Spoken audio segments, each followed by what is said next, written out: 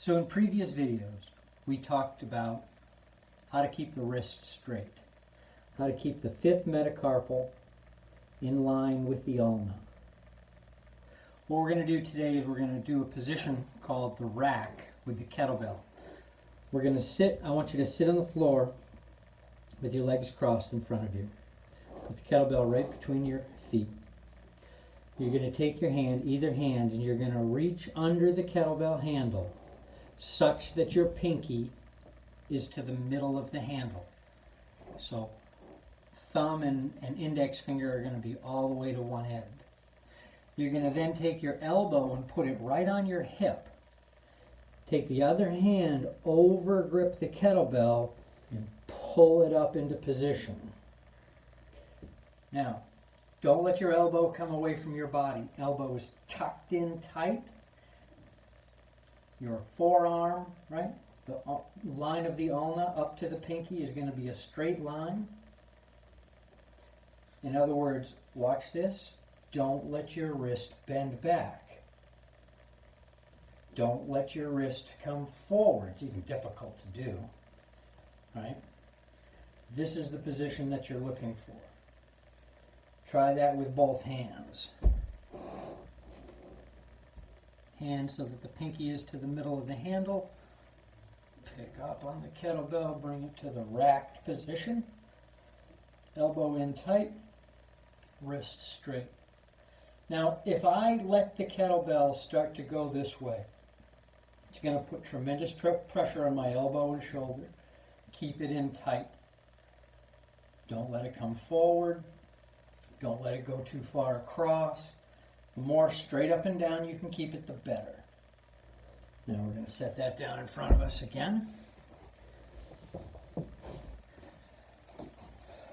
Now we're going to do the next piece. We're going to stand with the kettlebell between our feet. Feet are going to be kind of wide.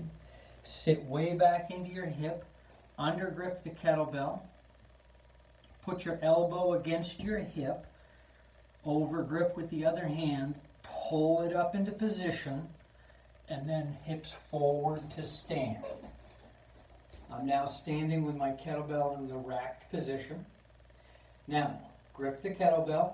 What you're going to do is you're going to sit back into your hips and set the kettlebell down, thumb back.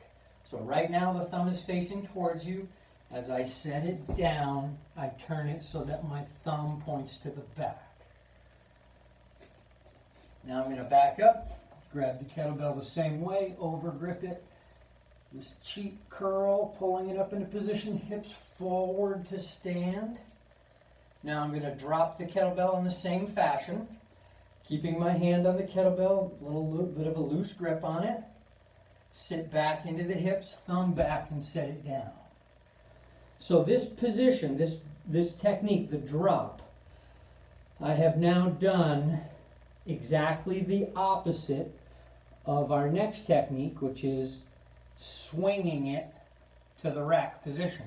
So neurologically, you've already done it by going backwards. You're going to now reach back, thumb back, pinky to the middle of the handle, seat the shoulder, drive into the heels. Now I'm going to get the kettlebell swinging a little bit. One-handed swing. And then when I'm ready, I'm going to keep the elbow against the body and swing up to the rack position. Wrist is straight.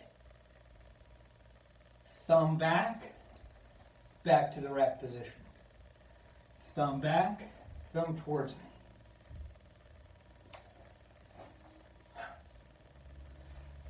me. Set it down, thumb back.